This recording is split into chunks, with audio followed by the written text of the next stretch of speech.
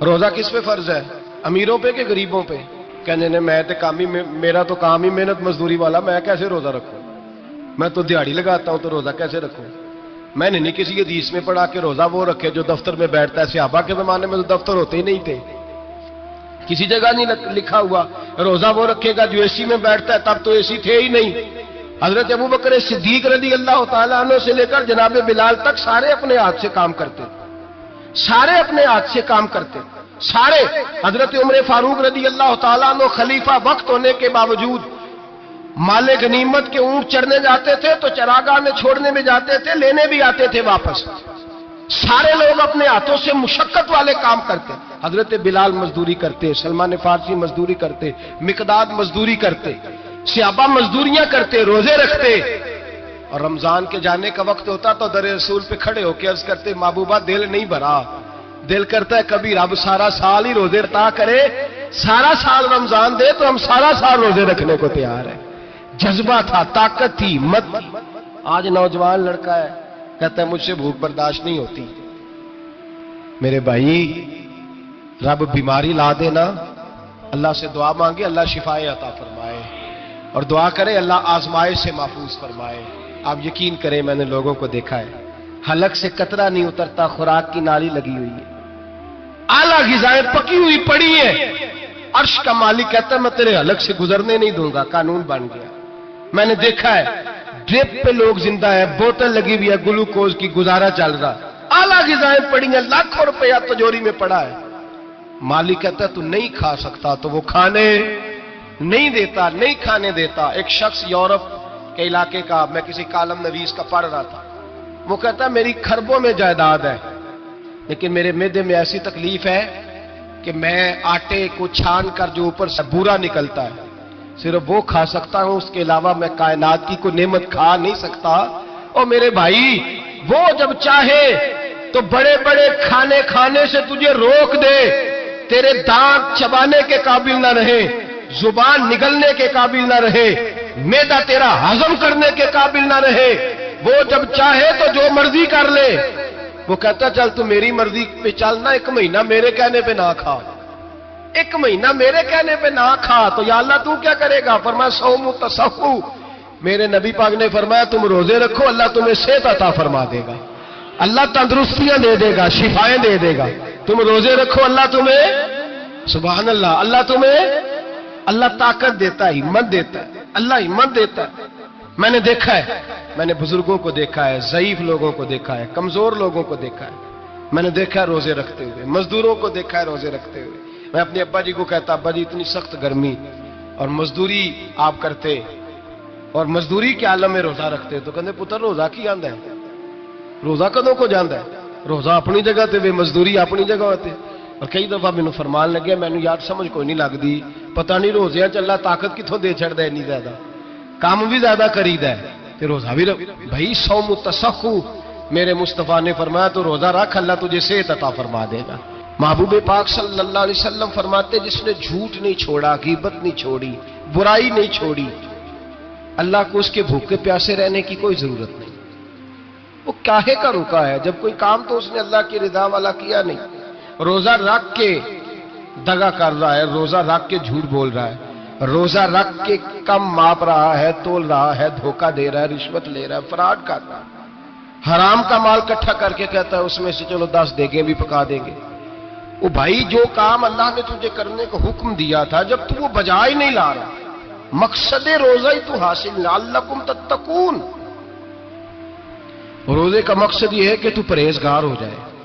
میرے نبی پاک علیہ الصلوۃ والسلام کی بارگاہ عالی مرتبت میں 2 عورتیں آئیں، یہ چیزیں کھا لو، کہنے لگی محبوبہ ہم نے روزہ رکھا ہوا ہے۔ فرمایا نہیں تمہارا تو روزہ نہیں ہے، حضور رکھا ہوا ہے روزہ، سحری سے لے کر اب تک کچھ نہیں کھایا، شام تک بھی نہیں کھائیں گی۔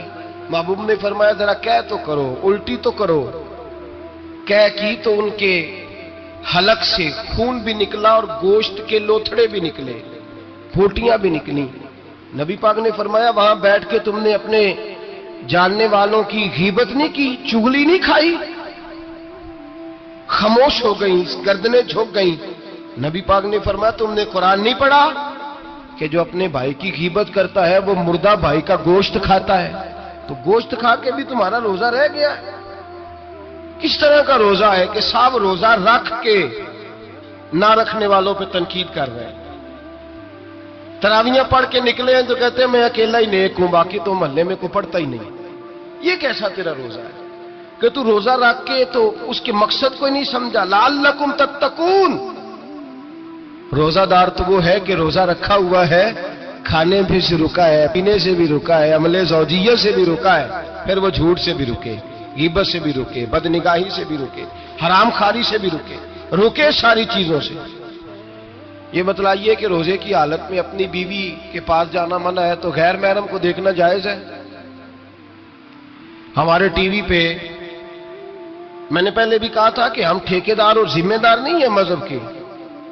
یہاں ہمارے آنے سے پہلے بھی کوئی بیٹھا تھا، ہم مریں گے تو یہاں ہم سے بڑے بڑے نیک لوگ بیٹھیں گے، کوئی بندہ ذمہ دار نہیں ہے۔ بڑے بڑے کج کلا، صاحب جبہ و دستار، بڑے بڑے صاحب بصیرت، آئمہ، فقہاء، علماء، زعماء، نقباء، صوفیاء، اولیاء، غوث، کتب، ابدال، اوتاد، کتب الاقطاب، جانے کون کون آئے، علماء آئے، مفسرین آئے، محدثین آئے، گزر گئے۔ ہم تو خاک نشین لوگ ہیں، تھوڑا کام کرنے والے، تھوڑی صلاحیت رکھنے والے۔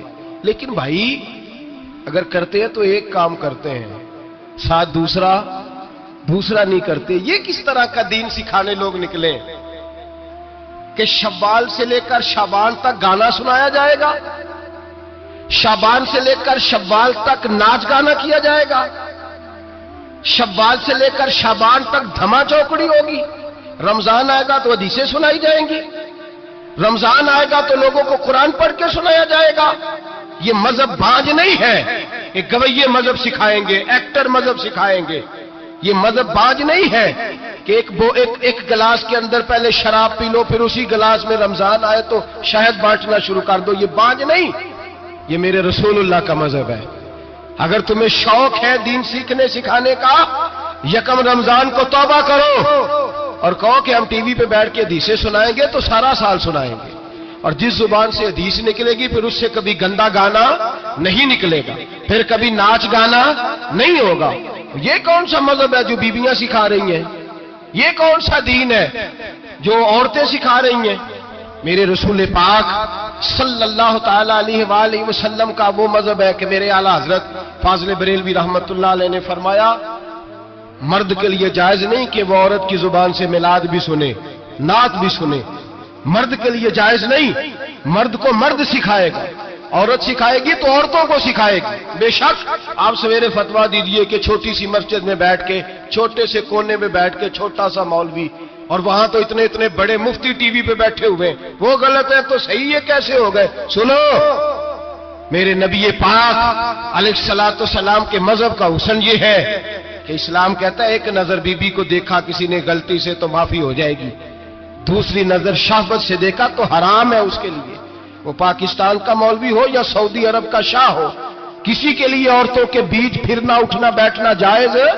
میرے نبی پاک صلی اللہ تعالی علیہ وسلم نے فرمایا ہے میں عورتوں سے مصافحہ کرنے نہیں آیا، اور میرے نبی پاک صلی اللہ علیہ وسلم نے فرمایا ہے، حضور فرماتے لیکن نا کتا بالکل ناپاک نہیں ہوتا، کتے کا تھوک ناپاک ہوتا ہے، یا کتا گیلا ہو جائے تو ناپاک ہوتا ہے، لیکن خنزیر سارا ناپاک ہوتا ہے، کل ناپاک ہے خنزیر۔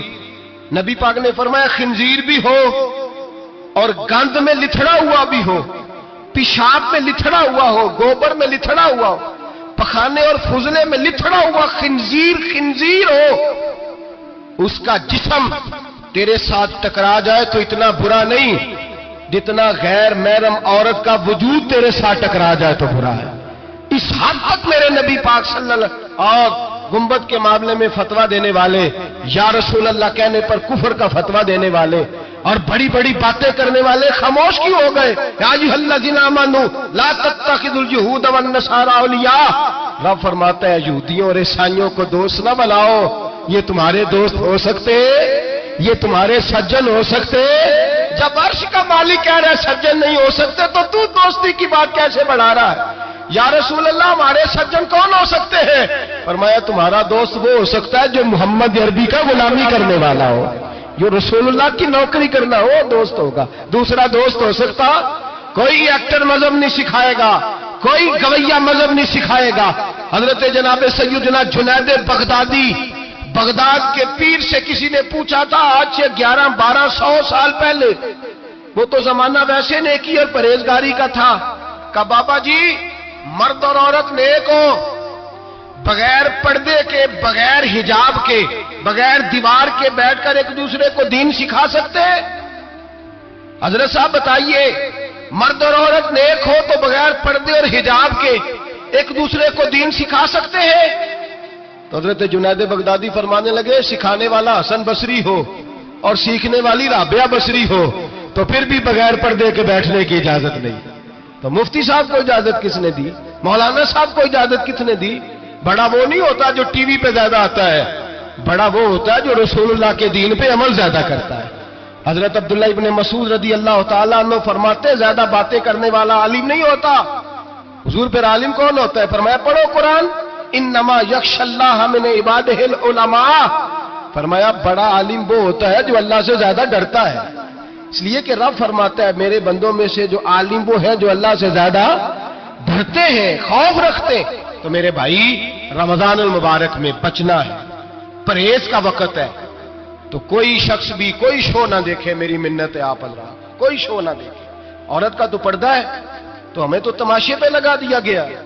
عجیب قسم کے ایکٹر آ گئے اور مذہب سکھا رہے ہیں. میری اپیل ہے آپ سے کہ سحری افطاری کے وقت ٹیلی ویژن بند رکھیں. کیا چیز کھول کے رکھیں؟ یا قرآن کھول کے رکھیں یا رسول اللہ کا فرمان کھول کے رکھیں. اللہ رسول کی طرف توجہ رکھیں, وہ سیکھنے سکھانے کا وقت ہے. چھوڑے گویوں سے دین سیکھا جائے گا, ہمیں کوئی شکوہ نہیں. یہ پکی توبہ کریں, سویرے آئیں آ کے دین سکھائیں. اور میں ان سے بھی اپیل کروں گا کہ آؤ دین سکھاؤ. حضرت فضیل بن عیاض فرماتے ہیں میں ڈاکو تھا, کبھی کبھی چھپ چھپا کے جمعہ پڑھا کرتا تھا, پھر میں نے توبہ کی تو سچی توبہ کی, پھر میں نے توبہ کی تو رب کو راضی کرنے والی توبہ کی, پھر میں نے توبہ کی تو چھوڑی ہر شے, غریبوں کا لوٹا ہوا مال واپس کیا, جس کے پیسے نہ دے سکا اس کے گھر میں جا کے اس کی بھینسوں کو چارہ ڈالا, اس کے اونٹوں کی خدمت کی, میں نے قرضے چکائے. فرمایا میں سچی توبہ کر کے مسجد آیا, جس خطیب کے پیچھے میں جمعہ پڑھا کرتا تھا وہ میرے ہاتھ پہ بیعت کر کے مرید ہو گیا. اللہ تبارک و تعالیٰ نے اپنے بندوں کے دل میری طرف پھیر دیے. پھر تمہیں اس میں انعام دینے کی ضرورت نہیں پڑے گی, پھر تم کٹیا نشین بن کے بھی دین پھیلاؤ گے تو اللہ اس میں تاثیر پیدا فرما دے گا. تو روزے کا معنی رکنا ہے. روزے کا معنی بولیے, روزے کا معنی رکنا. کس سے؟ جھوٹ سے, غیبت سے, بدی سے, بدنگاہی, کھانے پینے. رب تعالیٰ تجھے, یہاں ہوٹل کھلے ہوئے ہیں, یہاں عجیب حالات ہیں, ہوٹل کھلے ہوئے ہیں, لوگ بہانے ڈھونڈتے پھرتے ہیں, کہتے ہیں کٹ لگ گیا تھا, ذرا تھوڑا سا خون نکل آیا, سنی پلاس لگائی ہے تو روزہ نہیں رکھا, یہ ذرا مجھے تھوڑی دقت ہو گیا تو میں نے روزہ نہیں رکھا, کھانسی لگ گئی ہے تو روزہ نہیں رکھا. او خدا کے بندے, روزہ تو نعمت ہے. اور سبحان اللہ, میرے نبی پاک نے فرمایا لکل شیء زکات و زکات الجسد الصوم. فرمایا ہر شے کی زکات ہوتی ہے, وجود کی زکات روزہ ہے. روزے رکھو جسم کی زکات نکل جائے گی. فاقہ کرنا بھی میرے نبی پاک کی سنت ہے, مسواک کرنا بھی سنت ہے, اور فاقہ کرنا بھی. مسواک والی سنت زیادہ اپناتے ہیں لوگ, فاقہ کرنا بھی نبی پاک کی سنت ہے. ایک صاحب مجھے کہنے لگے جناب بیٹھ کے کھانا حضور کی سنت ہے. میں نے کہا کبھی کبھی نہ کھانا بھی نبی پاک کی سنت ہے, نہ کھانا بھی حضور کی سنت ہے. اور ہمارے فقہاء نے لکھا ہے جو روٹی زیادہ کھاتا ہے اس میں دو باتیں پیدا ہو جاتی ہیں. کیا کیا؟ ایک بولتا زیادہ ہے, دوسرا سوتا زیادہ ہے, غافل ہو جاتا ہے. فقہ اور حکیم اطباء ڈاکٹر کہتے ہیں کہ پیٹ خالی رہے نا جس آدمی کا, اس کا حافظہ مضبوط ہوتا ہے, اس کے ذہن کی گرہ کھلتی ہے. زیادہ کھانے سے تو خماری چڑھتی ہے, دماغ ڈھونڈتے پھرنا روٹی کدھر سے آج اچھی ہے, گھر میں نہیں پکی تو ہوٹل چلے جانا, کھانے کے سوا اور کام ہی کوئی نہیں. وہ صاحب میرے نبی پاک علیہ السلام نے فرمایا کافر 7 آنتوں سے کھاتا ہے, 7 آنتوں سے. اور فرمایا میرا مومن 1 آنت سے کھاتا ہے. اس کے وجود میں کھانے والی 1 آنت ہے. کافر 7 آنتوں سے کھاتا ہے. فاقہ کشی سے نورانیت پیدا ہوتا ہے, کم کھانا. دیکھیں نا نبی پاک صلی اللہ علیہ وسلم نے اللہ سے فاقہ مانگ کے لیا, یا اللہ ایک وقت روٹی دے، ایک وقت کا فاقہ دے. مانگ کے لیے نبی پاک مانگ کے. حضرت ابو ہریرہ رضی اللہ تعالیٰ عنہ فرماتے ہیں بھوک زیادہ لگتی تھی نا جب مجھے، تو میں حضرت عمر سے، ابو بکر سے، عثمان، مولا علی سے کوئی مسئلہ پوچھ لیتا تھا، اور جب میں مسئلہ پوچھتا تھا تو وہ مجھے روٹی کھلا دیتے تھے. جب میں ان سے مسئلہ پوچھتا تو وہ مجھے، حضرت ابو ہریرہ فرماتے ہیں مجھے بھوک لگی، میں حضرت عمر کے پاس گیا، ان سے مسئلہ پوچھا. ان کا رواج تھا جب میں مسئلہ پوچھتا تو پہلے روٹی کھلاتے. ہمارے بزرگ یہ فرماتے ہیں کہ کھانے کھلا کے دین پڑھاؤ. صرف تمہارا کتب خانہ نہیں کھلا ہونا چاہیے، تمہارا دسترخوان بھی کھلا ہونا چاہیے. کسی نے نبی پاک صلی اللہ علیہ وسلم سے پوچھا تھا بہترین مسلمان کون ہے؟ حضور نے فرمایا جو سلام لینے میں پہل کرے اور روٹی زیادہ کھلائے. جو روٹی ہر وقت فکر کرے یار تو روٹی کھا لے، روٹی کھانے کی طرف توجہ دلائے. کھلانا سنت ہے، زیادہ کھانا اس میں بھی فرق رکھے. تو نبی پاک صلی اللہ علیہ وسلم کے صحابی حضرت ابو ہریرہ رضی اللہ تعالیٰ عنہ فرماتے ہیں میں نے حضرت عمر سے مسئلہ پوچھا. میں نے کہا حضور مسئلہ بتائیں، تو کہتے پہلے ان کی عادت تھی جب میں مسئلہ پوچھتا تو روٹی بھی کھلاتے. آج انہوں نے مسئلہ ہی بتایا ہے، روٹی کوئی نہیں کھلائی.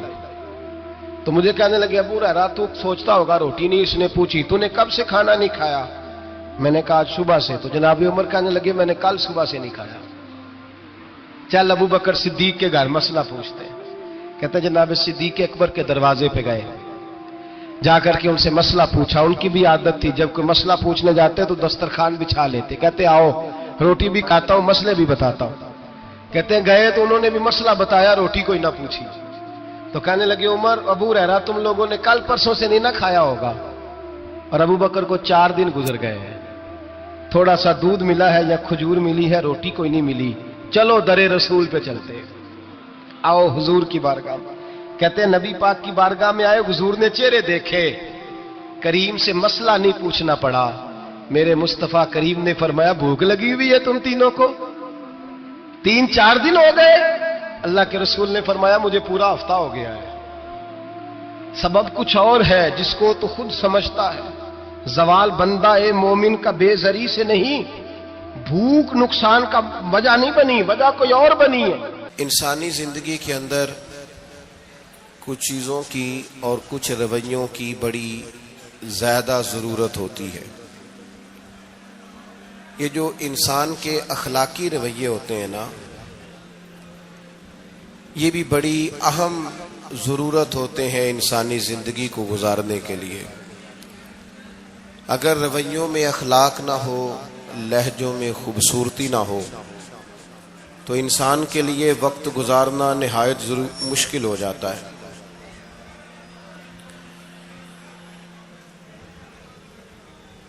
اللہ تعالیٰ آپ کو جزائے خیر دے. میں نا دوستوں سے کہتا رہتا ہوں کہ کسی کھلی جگہ پہ احباب کے لیے بندوبست کیا جائے تاکہ لوگ تکلیف کا شکار نہ ہوں. پیار سے آ جاتے ہیں کئی ساری جگہوں پہ، بلکہ شاید ساری جگہوں پہ اب یہی مسئلہ بنتا ہے جگہ کا، لیکن اس وقت احباب بعض اوقات توجہ نہیں کرتے، پھر مشکل بڑھ جاتی ہے. اب تو جیسے ہے ویسے ہی رہے گا.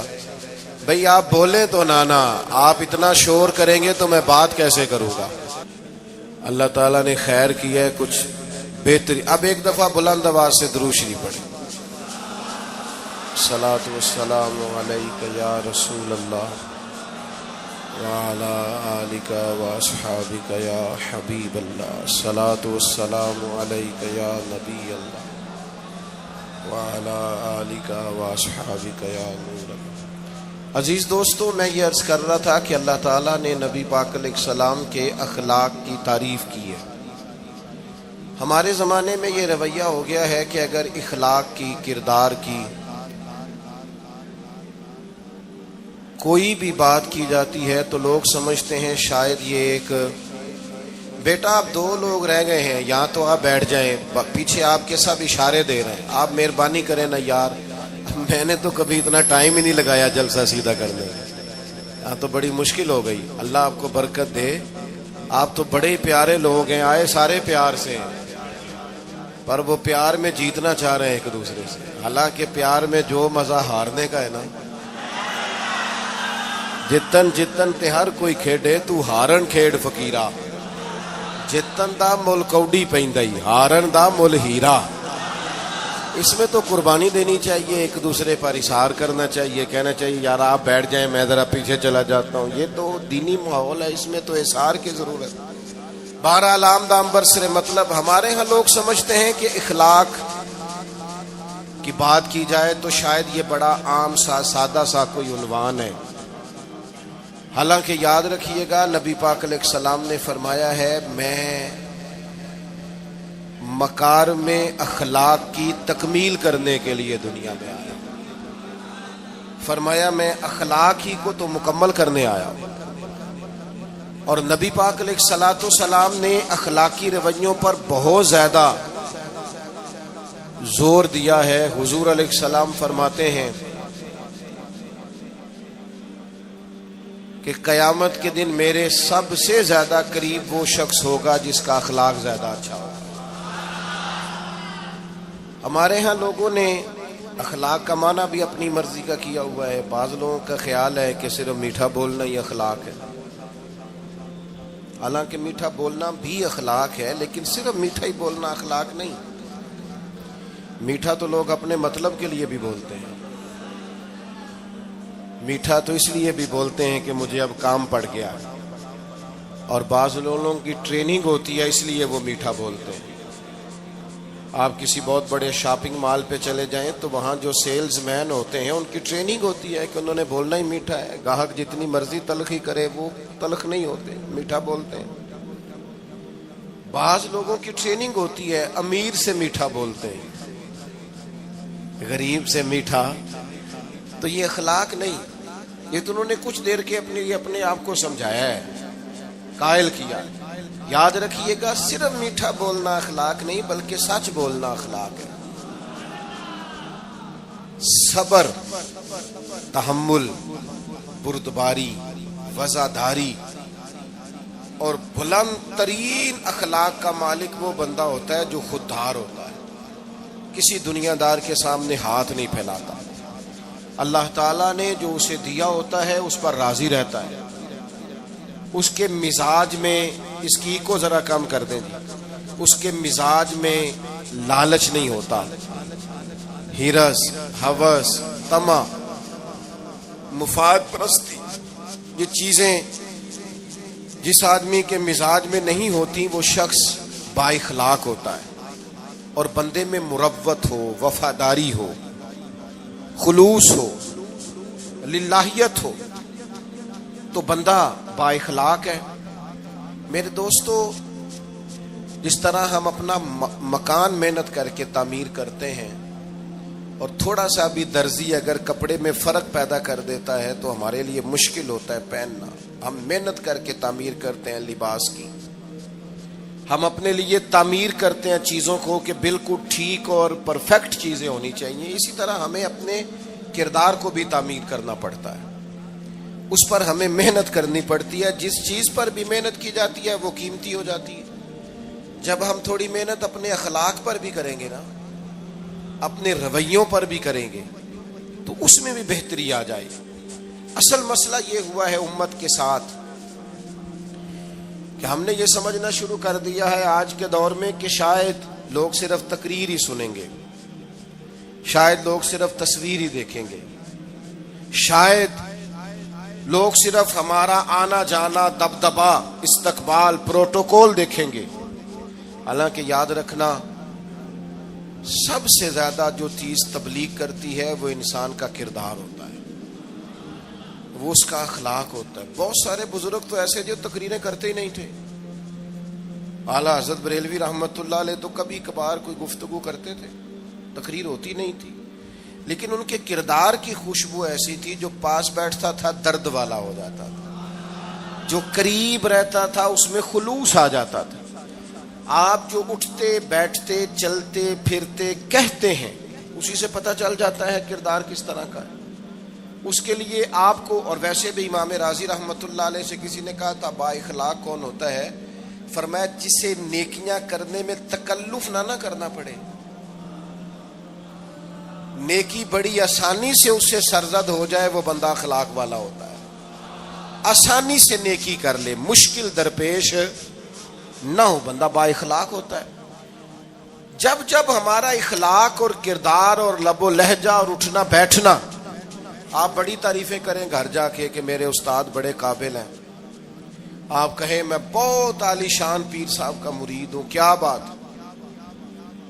لیکن خدا نہ کرے بیوی کو گالی دے تو وہ اسی وقت کہہ دے گی یہ سکھایا تجھے تیرے پیر صاحب نے، یہ استاد صاحب سے سبق پڑھ کے آیا، یہ اس تنظیم کا آدمی ہے۔ وہ کبھی قبول نہیں کرے گی آپ کے استاد کو، آپ کے پیر صاحب کو، آپ کی تنظیم کو، کہے گی پتہ ہے مجھے کس پانی میں یہ سکھاتے ہیں تمہیں۔ جب تک اخلاقی رویہ بدل نہیں جاتا، آپ کہیں میں بڑی محافل کراتا ہوں، میں بہت بڑا آدمی ہوں اور میں بڑے دینی کام کرتا ہوں اور میں اپنے اوپر لیبل رکھتا ہوں، لیکن آپ کا دوستوں کے ساتھ اٹھنے بیٹھنے میں حلال حرام کی تمیز میں ہی کوئی خیال نہ ہو تو کوئی نہیں مانے گا آپ کی بات۔ ہمارے ہاں سنت شریعت کا بھی ہم نے اپنی مرضی کا نام رکھ لیا نا۔ میں نے الحمدللہ زندگی میں داڑھی نہیں کٹوائی، مجھے کبھی خط بھی نہیں کرانا پڑا، شروع سے رکھی ہے، اور امامہ تو اب ایسے محسوس ہوتا ہے طبیعت کا حصہ بن گیا ہے۔ یہ عظیم سنتیں ہیں رسول پاک کی۔ میری طرح کے ایسے لوگ بھی پہن لیں جو بالکل خوبصورت نہیں ہوتے تو داڑھی پگڑی سے وہ بھی کبھی کبھی اچھے لگنے لگ جاتے ہیں، لیکن صرف داڑھی اور پگڑی حضور کی سنت نہیں۔ یہ بھی آپ نے سچ غور کرنا ہے اس پر بھی، صرف دین کا لباس پہننا ہی حضور کا طریقہ نہیں۔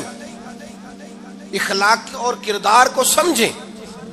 حضور کی جو سنت سب سے پہلے لوگوں میں معروف ہوئی تھی، جس سے تعارف ہوا تھا، وہ تو صادق اور امین ہونا ہے۔ او بھائی سچ بولنا بھی تو حضور کی سنت ہے نا، دیانتدار رہنا بھی تو نبی پاک کا طریقہ ہے نا۔ آپ صرف ایک مخصوص لباس پہن لیں فقط اور باقی چیزوں سے آپ آزاد ہو جائیں گے، ہو سکتا۔ میں اکثر کہتا ہوں کہ مسواک لے کر دانت صاف کرنا بھی حضور کی سنت ہے اور دل صاف رکھنا بھی حضور کی سنت ہے۔ صرف مسواک والی سنت پہ غور ہے، ترمذی میں حدیث ہے، حضور علیہ السلام نے فرمایا اے انس ہے میرے بیٹے، تم سے ہو سکے تو صبح اس حال میں کرنا کہ تمہارے دل میں کسی کا بغض نہ ہو، اور حضور فرمانے لگے یہ میری سنت ہے۔ صبح اٹھتے ہی پہلے دل کو ٹٹولنا، اس میں کسی کے لیے عداوت نہ۔ اخلاقی رویوں پر توجہ دینے کی ضرورت۔ ہم میں سے نا بہت سارے لوگوں کی شان ہوتی ہے، پیر صاحب کی، علامہ صاحب کی، استاد ہوں، میں ٹیچر ہوں، میں پڑھا لکھا ہوں، میں مالدار ہوں، میں گھر کا بڑا ہوں۔ ہم خود بخود اپنی کوئی نہ کوئی شان بنا لیتے ہیں۔ کوئی آپ کی کسی نسبت سے عزت کرے تو اچھی بات، ہم خود بخود اپنی کوئی شان بنا لیتے ہیں، پھر ہم عزت کا مطالبہ کرتے ہیں۔ نتیجہ کیا نکلتا ہے؟ نتیجہ یہ نکلتا ہے جہاں ہمیں احترام کرنا چاہیے وہاں بھی ہم احترام کر نہیں پاتے۔ اور میرے دوستو یاد رکھو، سیدہ عائشہ صدیقہ رضی اللہ تعالیٰ عنہ فرماتی ہیں نبی پاک علیہ السلام جتنی دیر گھر رہتے تھے نا، گھر کا کوئی نہ کوئی کام ہی کرتے رہتے تھے۔ کوئی حرج والی بات ہے اگر آپ ہر مطلب گھر میں جا کے بیٹھ کے اتنا لمبا سفر طے کر کے آئے لیکن اندر جا کے بیٹھتے ہی کہا پانی کا گلاس لاؤ، بھئی آپ بھی تو لے سکتے ہیں، کوئی حرج والی بات ہے؟ یہ باتیں کرنے کرانے کی ہیں کہ خود سے کام کر لینا سنت ہے؟ آپ نے 2 منٹ لگائے ہیں اور آپ نے کسی پر روب ڈال کے آپ فارغ ہو گئے۔ اخلاقی رویوں میں سب سے زیادہ ضروری تو دوسرے کا احساس کرنا ہوتا ہے۔ اخلاقی رویوں میں سب سے زیادہ حاجت تو دوسرے کی تکلیف اور شدت کا احساس کرنے کی ہوتی ہے۔ میرے صاحب فرمایا کرتے تھے 10 منٹ کیوں انتظار کراتے ہو لوگوں کو؟ تم نے ممبر پہ کہا تھا میں 2:15 بجے جماعت کراؤں گا، 2:16 کیسے ہوئے؟ تمہیں اس کا پاس ہونا چاہیے تھا، تمہیں خیال ہونا چاہیے تھا کسی شخص کو کسی وجہ سے کوئی تکلیف، کوئی کسی اذیت کا شکار کیوں ہو، کوئی پریشان۔ میں اب تو الحمدللہ آپ اتنی بڑی تعداد میں آ گئے کہ جگہ آپ کے لیے مشکل ہو گئی، ورنہ شروع میں جب میں محافل کا ٹائم دیتا تھا تو میں وقت پہ چلا جاتا تھا۔ اگر کسی سے کہا ہے نا کہ 6 بجے آئیں گے تو 6 بجے چلے گئے، وہ کئی والی گھر والے پوچھتے سن تسی آ بھی گئے ہو، تو میں کہتا سانو تسی ویلے سمجھ لو۔ ہمارا مزاج نہیں ہے نا جی، بلکہ ایک تقریب میں مجھے دعوت دی گئی تو اس پہ لکھا تھا 6 بجے، تو میں وہاں پہنچا تو میزبان بھی نہیں آئے تھے. مجھے بتائیں شادی کا کارڈ سارا خاندان بیٹھ کے لکھتا ہے نا. روانگی برات 1 بجے جاتی ہے برات. مشترکہ جھوٹ بولا سارے خاندان نے. یہ رونے کی بات ہے, ہنسنے کی تھوڑی ہے. مسلمان اور جھوٹ بولے, مشترکہ طور پہ کہا یہ جھوٹ ہے. محفل ہوگی بعد از نماز عشاء, تو ختم کب ہوگی یہ بھی تو بتائیں.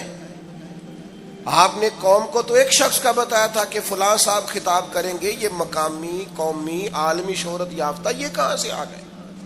کیوں تکلیف دی گئی؟ بلکہ ہم نے تو منصوبہ بندی کی ہے کہ لوگ ہمارے جلسوں میں نہ آئے. ستائے اتنا ہے, ایک جگہ پہ میں حاضر تھا تو 1:30 بجے مجھے مائک دے رہے تھے. اب تو میں جاتا نہیں ہوں, رات کو چھوڑ دیا ہے. 1 بجے رات کو مائک دے رہے ہیں تو نقیب بیچارہ رٹی رٹائی بات کر رہا ہے, کہتا ہے بلا تاخیر. میں نے کہا ابھی بھی بلا تاخیر ہے, کر لو تھوڑی تاخیر. خدا کے بندو ختم کرو, آدھے گھنٹے میں مسئلے کی سمجھ آ جاتی ہے. ایک پیغام دو, بات ختم ہو گئی. اتنا الجھاؤ اور اتنا بات کو کھینچنے کا معنی کیا؟ اپنے رویوں کے اندر. میں چلا گیا 6 بجے تو میزبان صاحب بھی نہیں آئے تھے. تو وہ تقریب کب شروع ہوئی؟ 9 بجے. تو میں نے ان سے کہا غور سے دیکھ لو کہیں میں تو نہیں الٹا پڑتا رہا, 9 اور میں 6 سمجھتا رہا ہوں. یہ چھوڑے ان چیزوں کو. اپنی زندگی میں آپ نظم پیدا نہیں کریں گے تو کوئی کام کیسے کریں گے؟ حضرت حکیم الامت مفتی احمد یار خان صاحب نعیمی رحمت اللہ علیہ, مفتی صاحب رحمت اللہ علیہ, جب جمعے والے دن الحمدللہ کہتے تھے نا تو پورا 1 بجا ہوتا تھا. لوگ گھڑی کو کہتے تھے تو غلط ہو سکتی ہے, پر مفتی صاحب پورے ٹائم پہ الحمدللہ کہتے ہیں. بلکہ ان کے بارے میں معروف ہے کہ وہاں ایک ذمہ دار تھا, بھینسوں کا دودھ دھوتے ہیں نا دیہاتی لوگ, تو عصر کی اذان سے 5 منٹ پہلے مفتی صاحب مسجد تشریف لے جاتے. یہ اخلاق ہے, یہ آپ کا رویہ ہے, یہ آپ کا انداز ہے. عصر کی اذان سے 5 منٹ پہلے جاتے تھے, جا کے وضو بنانا پڑے تو سنت ادا کر کے بر وقت نماز میں شامل ہو جائیں. تو مفتی صاحب گزر جاتے تو وہ ذمہ دار اپنے بیٹے سے کہتا کہ اب آپ نا بچے کو چھوڑیں بھینس کے نیچے تاکہ ہم بھینسوں کا دودھ دھوئیں. تو ایک دن وہ بیٹا کہنے لگا ابا جی ابھی تو یہ سورج کھڑا ہے, عصر کا ٹائم کہاں ہوا ہے؟ تو کہنے لگا تو چھڑ دے کٹا, مفتی صاحب لنگ گئے نہیں, ٹائم ہو گیا ہے. یہ ہمارے بزرگوں نے ہمیں رویے سکھائے. آپ نظم والے ہوں, اخلاق والے ہوں, سچائی والے ہوں, دیانت داری والے ہوں, دوسروں کا خیال رکھیں, کسی کو تکلیف نہ ہو ہماری وجہ سے. پتہ ہے رسول پاک صلی اللہ علیہ وسلم کی بارگاہ میں آ کے عرض کیا گیا یا رسول اللہ یہ ہمارے امام صاحب بہت لمبی نماز پڑھاتے ہیں. صحیح حدیث میں موجود ہے, نماز ہی پڑھاتے تھے نا, قرآن ہی پڑھتے ہوں گے نا, کتنا اعزاز والا کام ہے. یا رسول اللہ یہ بہت لمبی نماز پڑھاتے ہیں. اللہ کے محبوب علیہ السلام نے بلا لیا, اور لفظ پتہ کیا ہے؟ حضور فرمانے لگے میں لوگوں کو دین کے قریب کرتا ہوں, آپ دور کرتے ہیں. فرمایا جب بھی نماز پڑھائیں معتدل پڑھائیں. اور خود حضور کا عمل کیا ہے؟ حضور فرماتے ہیں جب میں نماز میں کھڑا ہوتا ہوں تو میرا دل کرتا ہے میں لمبی نماز پڑھاؤں. ہمارا جب کسی شے کو دل کرے تو ہم چھوڑتے ہیں, میرا دل کرتا ہے میں لمبی نماز پڑھاؤں. لیکن حضور فرماتے ہیں پھر پیچھے سے کسی بچے کے رونے کی آواز آتی, میں سوچتا ہوں اس کی ماں پریشان ہوگی, میں نماز مختصر کر دیتا. اور میرے بھائیوں نماز میں بھی لوگوں کا احساس, ہماری طبیعت ہی نہیں رہی. کوئی آدمی ہارن دے رہا پیچھے سے اور سامنے گاڑی میں 2 بندے کھڑے, گاڑی مین روڈ پہ کھڑے کر کے باتیں کر رہے ہیں, اور وہ ہارن بجا رہا ہے تو کہتے ہو ٹھہر جا آگ بجھانی ہے جا کے.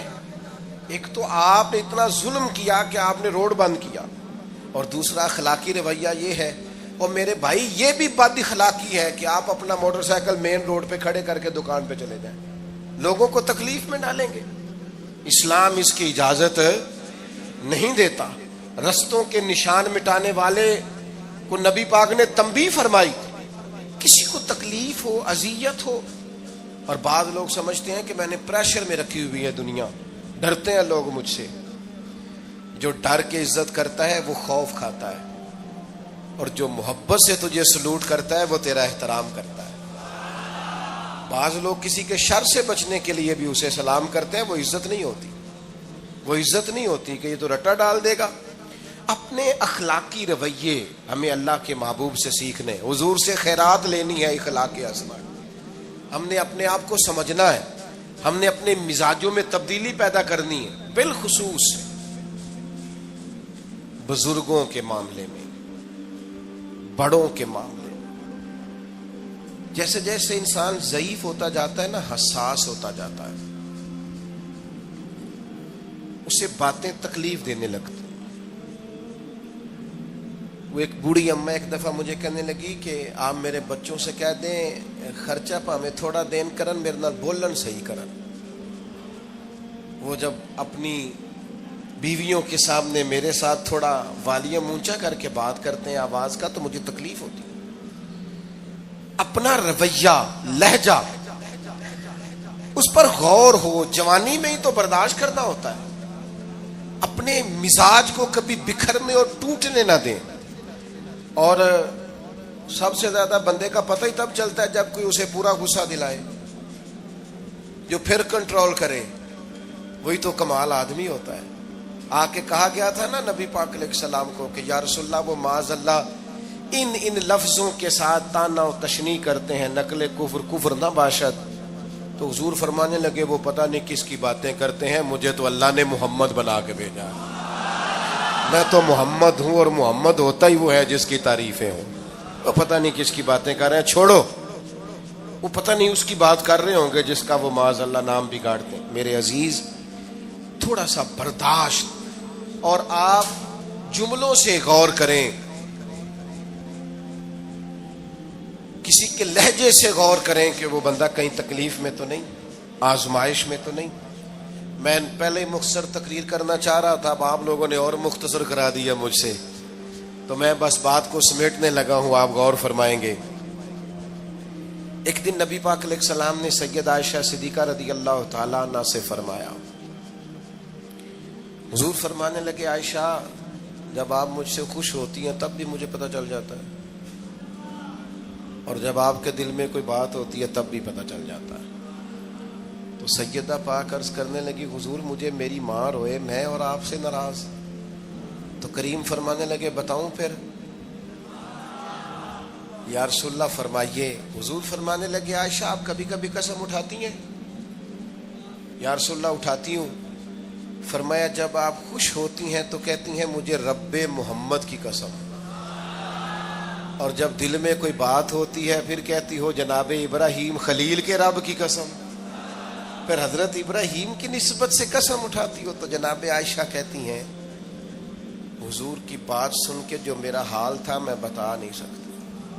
یا رسول اللہ آپ اتنا خیال کرتے ہیں، یہاں تک خیال فرماتے ہیں کوئی کیا بول رہا ہے؟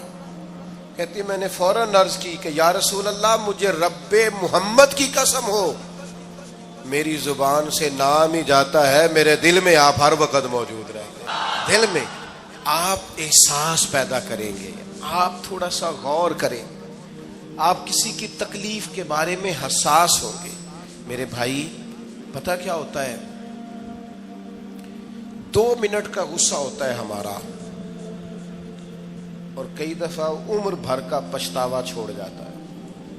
ہمیں احساس ہوتا ہے ہم سے غلطی ہو گئی، ہمیں خیال ہوتا ہے کہ یہ لفظ مجھے کہنے نہیں چاہیے، پر ہم سے سرزد ہو جاتے۔ میں ذاتی طور پہ آپ سے ایک بات عرض کروں، یہ میں ابھی آیا ہوں نا تو دوست پکڑتے ہیں، دوڑتے ہیں، خیر اب فرق بھی ہے پکڑنے والے میں، پہلے دعا لینے والے ہوتے تھے، اب سارے فوٹو لینے والے ہوتے ہیں، یہ بھی مسئلہ ہے۔ اور بعض لوگوں کو فوٹو چاہیے ہوتی ہے، باقی جو ہوتا ہے ہو جائے، اس سے غرض نہیں ہوتی۔ میں نے بہت ساری جگہوں پہ جانا چھوڑ دیا ہے، اس کی وجہ یہ ہے کہ میری وجہ سے لوگوں کو تکلیف ہوتی ہے۔ اب میں یہاں موجود ہوں، یہاں سے مجھے آگے بڑھنا ہے، اب جہاں مجھے آگے جانا ہے وہ مجھے اس بات کی اجازت نہیں دے رہی چیز جہاں مجھے پہنچنا ہے کہ میں رکوں اور ایک ایک آدمی سے ملوں۔ جہاں ہمیں کہیں اور جانا ہوتا ہے وہ یہ تو پوچھتے ہی نہیں کہ آپ نکلے ہیں کہ نہیں نکلے، وہ تو کہتے ہیں کتنے پہنچے ہو۔ اب اتنی گنجائش نہیں ہوتی, لوگ آ رہے ہوتے ہیں. میں داتا صاحب رحمت اللہ علیہ چلا گیا حاضری دینے کے لیے, اس قدر دوڑ دھوپ ہوئی, لوگ اس طرح بھاگے. ظاہر ہے کچھ قرآن مجید پڑھ رہے ہوں گے, کچھ عبادت کر رہے ہوں گے. کئی دنوں تک میری طبیعت پہ بوجھ بنا رہا کہ تیری وجہ سے لوگوں کو تکلیف. بہت ساری جگہوں پہ نہیں جاتا, سائڈ پہ ہو جاتا. کیوں؟ تکلیف ہوتی ہے لوگوں کو, پریشانی ہوتی ہے. ہمارا یہ تو مزاج ہے نہیں الا ماشاء اللہ کہ ہم کسی معاملے میں حالات کی نزاکت کو بھی سمجھیں گے, لیکن وہ چیزیں بوجھ بن جاتی ہیں بعض اوقات, اور یہ بوجھ ہمیں لینا چاہیے. ایک ہے کہ ہم لذت کشید کریں کہ دیکھا لوگ کیسے بھاگ رہے ہیں, اوہ کیا بات. یہ نفس کے لیے تسکین ہے پر تھوڑی دیر کی. اخلاقی رویہ یہ نہیں ہے. اخلاقی رویہ یہ میں نے ان دو کام ہو جائے, لوگوں کو تکلیف ہوتی ہے. بعض بزرگ اپنا آپ سمیٹ بھی نہیں پاتے بیچارے اور اذیت میں آ جاتے ہیں. تو میرے عزیز کچھ تھوڑا سا ہمیں اس بات کا بڑے مجموع میں آنے جانے میں بھی خیال رکھنا چاہیے کہ یار آپ گزر جائیں ذرا پیار سے پہلے, میں ہمت ور رکھتا ہوں, میں تھوڑی دیر کے بعد آ جاؤں. لیکن وہ ہمارے ہاں بس میں چڑھنا ہو, کسی اجتماع سے نکلنا ہو, جانے ہمیں کیا ہو جاتا ہے. اور پروٹوکول والوں کو بھی چاہیے کہ تھوڑی دیر کے لیے پروٹوکول چھوڑ دیں, وہ بھی ذرا سادگی سے ہو جائیں. کچھ فرق پڑتا. جب تک ہم یہ احساس پیدا نہیں کرتے ہمارا اخلاق درست ہو سکتا. اپنے اندر بالخصوص اور تھوڑی دیر کا غصہ ہوگا آپ کا, پچھتاوا چھوڑ جائے گا. اس غصے کو چھوڑ ہی دیں تھوڑی دیر کے لیے, 2 منٹ کے لیے چھوڑ دیں. کوئی سخت بات ہی کرے گا نا, برداشت کریں. حضرت عمر بن عبدالعزیز گزر رہے تھے, رات کا وقت تھا, لکڑی کے جوتے پہنے ہوئے تھے, کھڑاؤں جن کو کہتے ہیں. ایک بزرگ فٹ پاتھ پہ سوئے ہوئے تھے, جناب عمر بن عبدالعزیز کا پیر آ گیا بابا جی کے پیر. کیا کہتے ہیں اس طرح کا معاملہ ہو تو لوگ اندھے ہو, یہی کہتے ہیں نا, ٹکر ہو جائے اچانک تو کہتے ہیں اندھے ہو. اس بندے نے بھی کہا فوراً اٹھتے ہی, اندھے ہیں آپ, میرا پیر دبا دیا ہے. بڑا سخت موقع ہے. بادشاہ وقت, امیر المومنین اور امت کے صالحین کے امام حضرت عمر بن عبدالعزیز اندھے ہیں. تو یہی موقع ہے, یہاں تو آپ اینٹ کا جواب پتھر سے دے لیں, یہاں پھر آپ ذرا چپ کر جائیں اور اس کوڑے گھونٹ کو 1 منٹ کے لیے پی کے دیکھیں, پھر اس کی شفا کتنی ہے. حضرت عمر بن عبدالعزیز ہنس پڑے, فرمانے لگے نہیں بزرگوں, اندھا نہیں ہوں, مجھے نظر آتا ہے. وہ جو 7 سپاہی تھے نا, یہ کیتلی چائے سے زیادہ گرم ہوتی ہے ہمیشہ, انہوں نے تلواریں نکال لی. آپ نے فرمایا تمہیں کیا ہوا؟ حضور اس بے ادب نے آپ کو اندھا کہا ہے. فرمانے لگے نہیں کہا. کہا جناب کہا ہے؟ فرمایا نہیں کہا. میں کہا ہے جناب نہیں کہا. تو آپ فرمانے لگے بابا جی آپ سے بات کر رہے تھے مجھ سے کر رہے تھے؟ کہا جی آپ سے ہی بات کر رہے تھے. تو فرمانے لگے انہوں نے مجھے اندھا نہیں کہا, انہوں نے تو ایک سوال پوچھا ہے. ہاں, جتن جتن ہر کوئی کھیڈے تو ہارن کھیڈ فقیرا. اوے جتن دا مل کوڈی پیندا ہی, ہارن دا مل ہیرا. انہوں نے کہا بابا جی نے سوال پوچھا, انہوں نے پوچھا اندھے تو نہیں؟ تو میں نے جواب دے دیا نہیں مجھے نظر آتا ہے, اس میں جھگڑے والی کون سی بات ہے؟ اتنا سا ہی تو مسئلہ ہے. اگر اس کا غصہ بنا لیا جاتا اور سخت رد عمل دیا جاتا تو عمر بھر پچھتاوا رہتا. والد صاحب کے سامنے تو میرے خیال ہے کر ہی لیں گے, ایسا کر لیں گے نا. اگر وہ غصہ کریں تو کہیں گے نا ابا جی جیسے آپ کہتے ہیں ہو جائے گا, مشکل تو نہیں. اماں جی کے سامنے تو کر لیں گے نا. اے جنہ دی مووی بن رہی صرف یہ نہیں ہاں نہ کر رہے, گل پکی نہ ہو جائے, باقی بول رہے ہیں ماشاءاللہ. والد صاحب کا غصہ برداشت کر لیں گے انشاءاللہ, بزرگوں کا برداشت کر لیں گے. سید صاحب ہیں, عالم ہیں, کوئی بزرگ ہیں, اگر کبھی کسی وقت سمجھانے کے لیے کوئی تنبیہ کر دیں تو قبول کر لیں گے انشاءاللہ. نوجوانوں سے کہتا ہوں اگر جوانی اللہ نے عطا کیا تو پھر حوصلہ بھی ہونا چاہیے. اور آخری بات آپ سے یہ ہے, ہر نماز میں ہر موقع پر فلسطین کے لیے دعا کریں اور اپنے اندر ان کی حمایت کا جذبہ بھی پیدا کریں. امت ایک جسم کی طرح ہے, اگر آج امت ان کا احساس نہیں کرے گی تو پھر یہ امت واحدہ ہونے کا ثبوت نہیں دے گی. اللہ کی بارگاہ میں یہ دعا ہے، اللہ ان مجاہدین کی مدد فرمائے، اسلامی حکمرانوں کو غیرت ایمانی نصیب کرے، اور اللہ تعالیٰ انہیں اخلاص کے ساتھ دین کے لیے اکٹھے ہو